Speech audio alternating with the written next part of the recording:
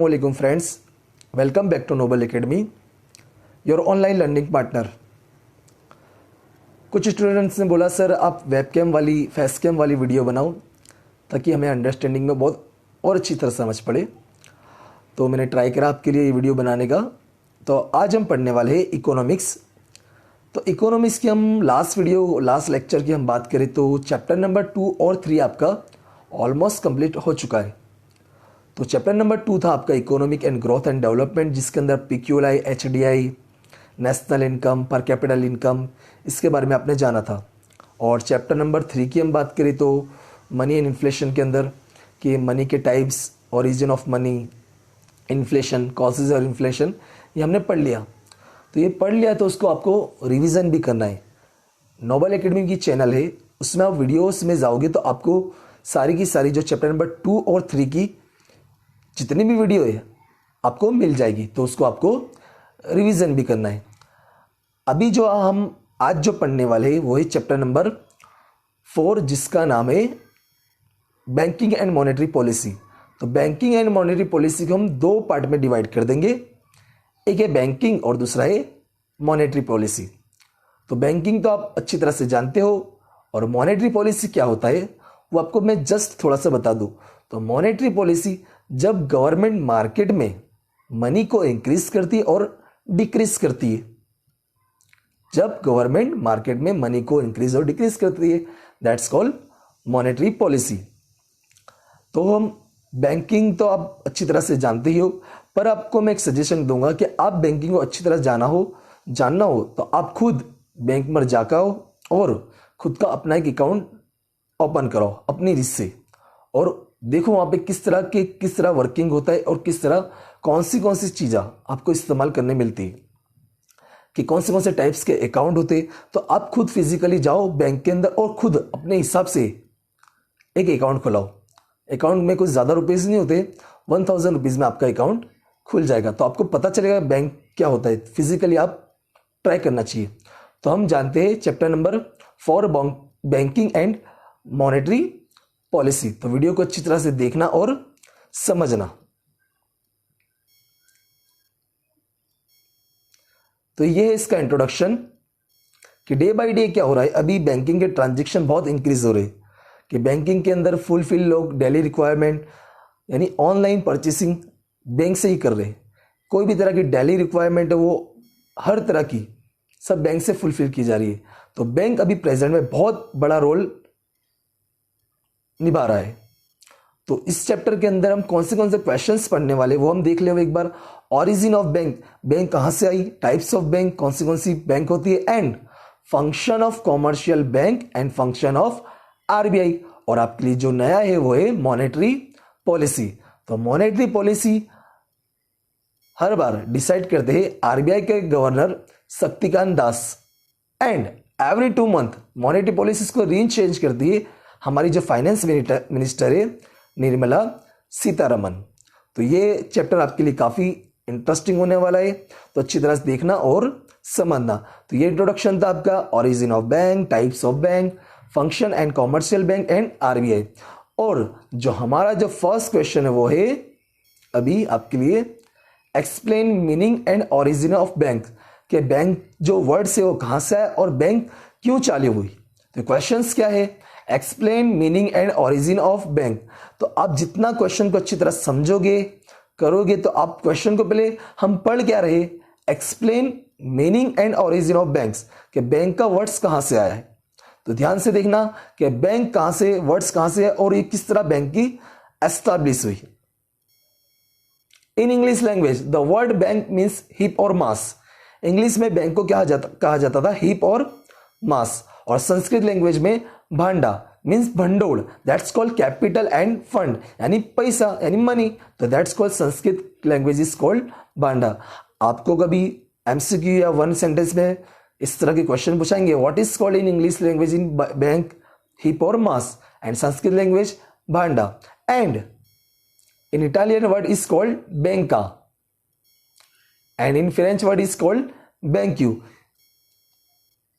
Both this words means a bench for money exchange. ये सबका मतलब ही क्या होता है, बेंच। यानी पुराने जमाने के अंदर लोग क्या करते थे कि एक तरह का टेबल ले लेते थे, उस पर ही मनी को एक्सचेंज करते थे।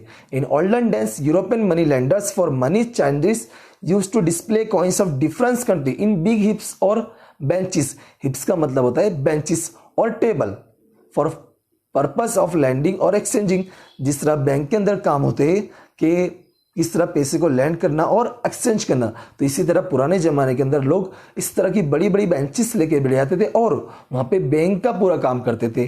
दैट्स कॉल्ड हिप और mars is called in English language, Sanskrit is bhanda, Italian word skills बैंका and in French is called बैंक्यू। All the words is called bench. और it can be concluded that word bank is related to collection fund of money. यानी इसका मतलब होता है कि bank का मेन काम होता है कलेक्शन फंड ऑफ मनी। और वर्ल्ड की जो सबसे पहली जो बैंक चालू हुई वो है bank of Barcelona in Spain 1401। With the introduction of currency money people starting using money not only as a measuring rod, कि जिस तरह मनी आते गया तो लोगों की एक्सचेंज करना, कि पैसे को कहां पर रखना, किस तरह मेजर करना, किस तरह उसको सेव करना, तो लोगों की किस तरह उसको पेमेंट करना, तो लोगों की रिक्वायरमेंट बढ़ गई कि जिस तरह किस तरह उसको सेव करना, कहाँ पे उसको इस्तेमाल करना, ये सारे की सारी। तो उसके लिए हमें एक बहुत बड़े इंस्टीट्यूशन की जरूरत पड़ी जिसको हम कह सकते हैं बैंक। तो इन शॉर्ट अगर इकोनॉमी को डेवलपमेंट करना है तो हमें बैंक की बहुत जरूरी है। Safety of money, transfer of money, maintaining the value of money, the role of such institute is play as by bank. यानी अभी जो फुलफिल कर रही जो रिक्वायरमेंट है वो है बैंक। तो ये था आपका सिर्फ इंट्रोडक्शन कि बैंक हमें किस तरह यूजफुल कर रहा है, किस तरह हमें बैंक को हमें किस तरह डेली रिक्वायरमेंट में काम आने वाली। तो ये आपका इंट्रोडक्शन में लिख सकते हो। और क्वेश्चन था इसका ओरिजिन एंड ऑफ बैंक। अभी जो आपका इंपॉर्टेंट क्वेश्चन है meaning of bank. A bank is an institution authorized to collect people saving deposit। कि बैंक एक तरह का इंस्टीट्यूट से, एक तरह की इंस्टीट्यूट जो लोगों से सेविंग लेती है और डिपॉजिट ले लेती है with the purpose of lending. अब बैंक ने जिस तरह लोगों से पब्लिक से पैसे ले लिए, मनी ले लिए, उनकी सेविंग डिपॉजिट ले ली, तो बैंक तो ऐसा नहीं करेगी, उसको सिर्फ देखेगी, उसको क्या करेगी, लैंड करेगी, किसी को दूसरे को दे देगी।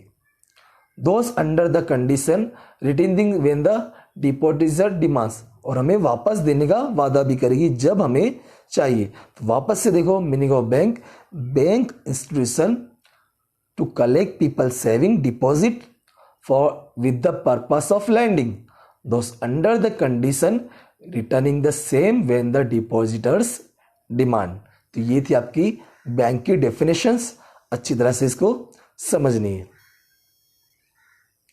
अब हम देखते हैं कि किस तरह बैंक प्रॉफिट करती है। तो वीडियो को अच्छी तरह से देखना और समझना कि how to bank earn profit.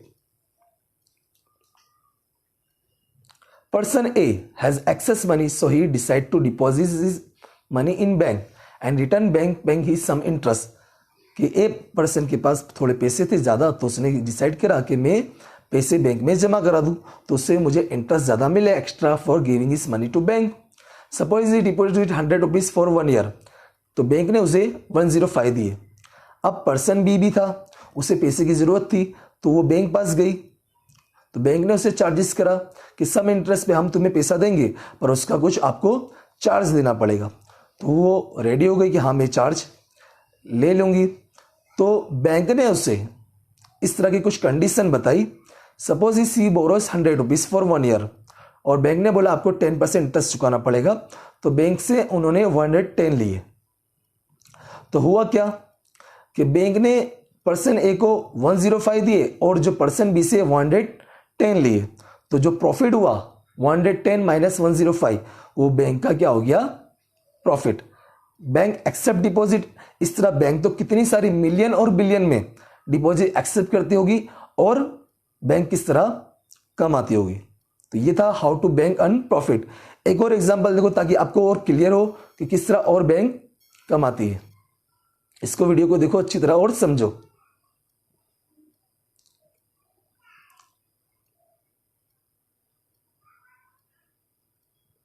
एफएमएफ bank के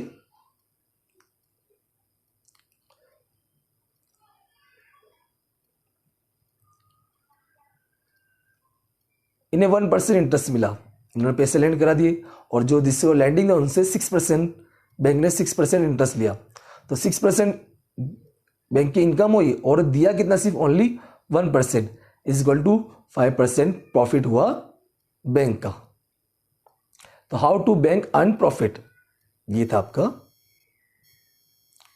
अभी जो आपका मेन क्वेश्चन है, what is mean by commercial bank, explain various function of commercial bank, कि कॉमर्शियल बैंक किसे कहा जाता है और उसके फंक्शन हम देखेंगे। तो according to banking company act 1949 के मुताबिक in India the institute which gets the fund from public on lower interest rate, जैसा कि आपने वीडियो में देखा कि बैंक क्या करती है, लोअर इंटरेस्ट रेट से लोगों से पैसा लेती है और हायर इंटरेस्ट रेट से पैसा देती है, जो डिफरेंस होता है वो बैंक का प्रॉफिट होता है, that is called commercial bank. फिर से डेफिनेशन देखो, what is mean by commercial bank, the institute which gets the fund from public on lower interest rate and lend the fund on higher interest rate is known as a commercial bank। अब function देखते हैं हम bank के।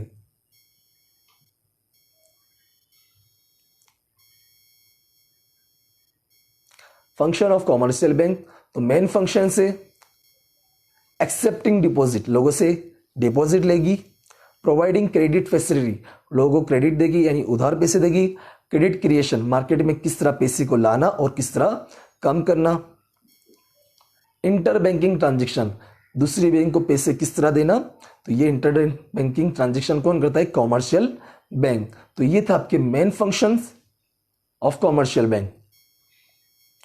अब secondary यानी other bank, other function, agency and utility services.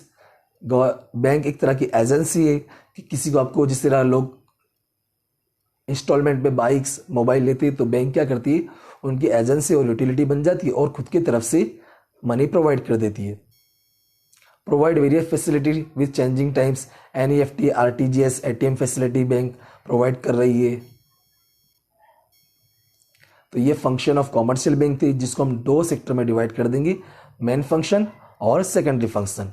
तो main function की हम बात करें तो accepting deposit, providing credit facilities, credit creation, inter banking transaction, agency and utility service, provide various facility with changes times. तो bank के, commercial bank के दो फंक्शन है, main function and secondary function. तो ये जो फंक्शन है इसको हम कल की वीडियो में, नेक्स्ट वीडियो में अच्छी तरह से एक्सप्लेन करेंगे।